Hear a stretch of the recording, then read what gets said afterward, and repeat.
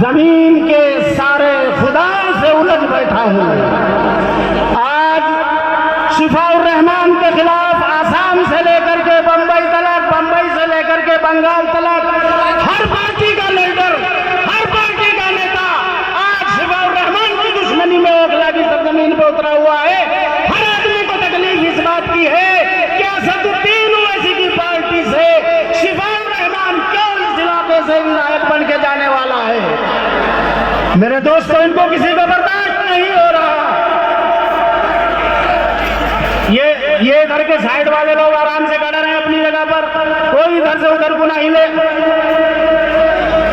मेरे दोस्तों, मैं बगैर किसी लंबी तमहीद के सिवाय यहां से हटेगा, प्लीज प्लीज मेरे बड़े बात।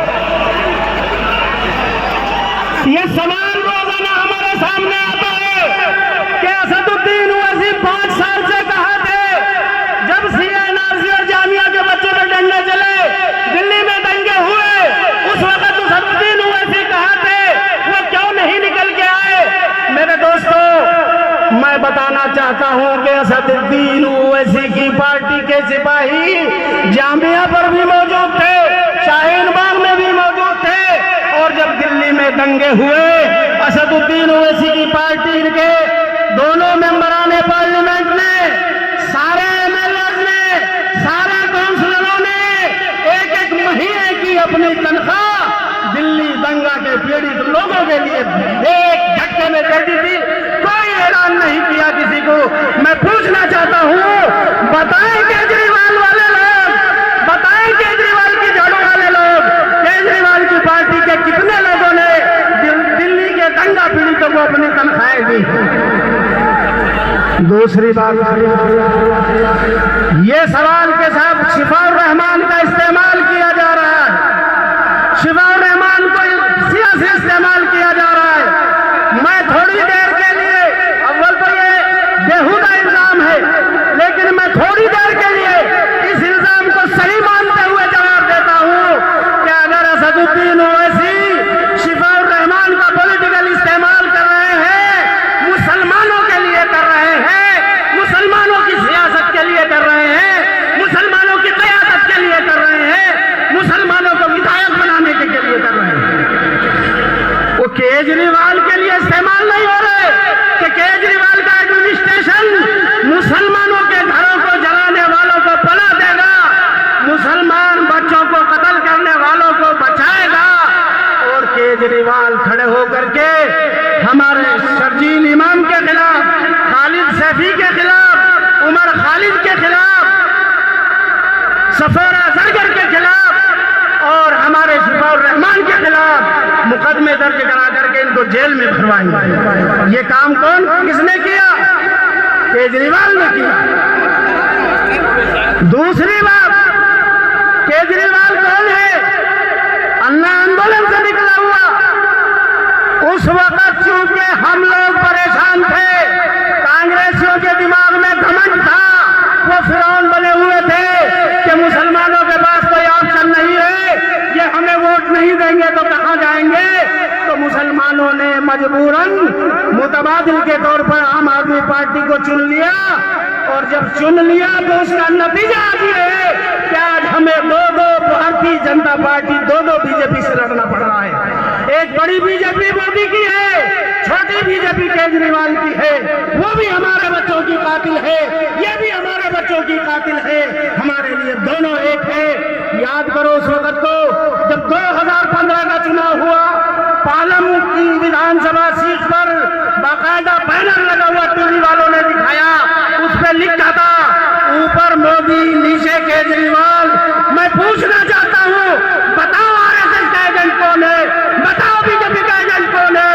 वो जो बैनर था वो क्या कहता था कि ऊपर मोदी यानी लोकसभा में, संसद में मोदी, और नीचे स्टेट में केजरीवाल। तो बीजेपी का बी टीम कौन है, ये उस बैनर से आप देख लो। आज तक चैनल की वेबसाइट पे आज भी पड़ा हुआ है। दूसरी बात सुन लीजिए, जो लोग ये कहते हैं कि शिफाउर रहमान क्या कर लेगा, शिफाउर रहमान ये कर लेगा कि जब जामिया के बच्चों पे लाठी चली, शिफाउर रहमान मौके पर था। निकालो, यूट्यूब से निकालो वो तस्वीरें जिनमें शिफाउर रहमान ने लाठ क्या खाई है। उसकी पीठ पर आज भी लाठियों के निशान मौजूद है। आम आदमी पार्टी केजरीवाल का नुमाइंदा कहाँ था उस वक्त? फिर तुम ये पूछते हो कि ओवैसी साहब ने 5 साल में कितनी मर्तबा शिफाउर रहमान के बच्चों की खबर ली। मैं पूछना चाहता हूँ, ओवैसी साहब तो 1500 किलोमीटर दूर हैदराबाद में रहते हैं, तुम तो इसी इलाके में रहते हो, इसी इलाके के MLA हो, इसी इलाके के नुमाइंदे हो और शिफाउर रहमान के गांव के पास के भी हो, शिफाउर रहमान के रिश्तेदार भी हो। कसम खा के बताओ, तुम कितनी मर्तबा शिफाउर रहमान के घर गए हो? शिफाउर रहमान के बच्चों पे कितनी मर्तबा शिफाउर रहमान के बच्चों के सर पे हाथ रखा है तुमने जाके? कितनी मर्तबा उनकी बीवी से जाके पूछा कि भाभी तुम्हारा चूल्हा कैसे चल रहा है, तुम्हारी सास की दवाएं कहाँ से आ रही हैं, तुम्हारे बच्चों की फीस कहाँ से जा रही है? बताओ अपना किरदार।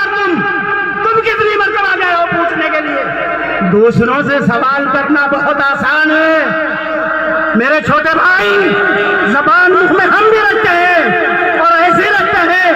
तुम तो छोटे भाई हो, तुम्हें तो खैर हम कहेंगे क्या, लेकिन जिसके लिए तुम इस्तेमाल हो रहे केजरीवाल को, यकीन जानना नंगा करके उतार के रख देंगे जैसे प्याज के छिलके उतार दिए जाते हैं। अगर पोल खोलने में आ गए ना, बिल्कुल उधेड़ के वो कच्छे में नंगा करके खड़ा कर देंगे जो RSS का कच्छा उसने नीचे पहना हुआ है। तीसरी बात सुन लो, कौम के लिए बड़ी कुर्बानियां दी हैं। एजुकेशन बहुत बढ़िया कर दी है सरकार ने दिल्ली में। मुसलमान बच्चियों के जो स्कूल थे पुरानी दिल्ली के हौज गाजी में, लाल कुएं के पास, लड़कियों के स्कूल की शिफ्ट केजरीवाल की सरकार ने बंद कर दी। केजरीवाल सरकार ने वो बच्चियों के हमारे स्कूल बंद कर दिए। और इससे अगली सुन लो, फतेहपुरी का जो स्कूल है, उस स्कूल में जो प्राइमरी स्कूल है उसकी बिल्डिंग को तोड़ करके वहां दुकानें बन गई है। 2-2, 3-3, 4-4, 5-5 करोड़ की पगड़ियां ली जा रही हैं। और एक मौलाना साहब मेरे दोस्त जो आज हमारे इलाके से झाड़ू की पार्टी का झंडा उठाए फिर रहे हैं, मुझे उनके एक दोस्त ने बताया कि उन्होंने भी एक दुकान की पगड़ी दे रखी है, इसलिए इलेक्शन लड़ाते फिर रहे हैं कि मेरी दुकान ना कहीं चली जाए। दोस्तों, वक्त बहुत कम है, लोग बहुत हैं बोलने वाले, इंशाल्लाह फिर बोलेंगे। यार जिंदा सोहबत बाकी, यकीन कम, अमल पर हम, मोहब्बत फातिहा आलम। बस यही बात कहते हुए फैल जाओ और इस प्रोपेगेंडे को दिमाग से निकाल दो कि बीजेपी जीत जाएगी। बीजेपी कतई नहीं जीतती। क्यों? 2 लाख वोट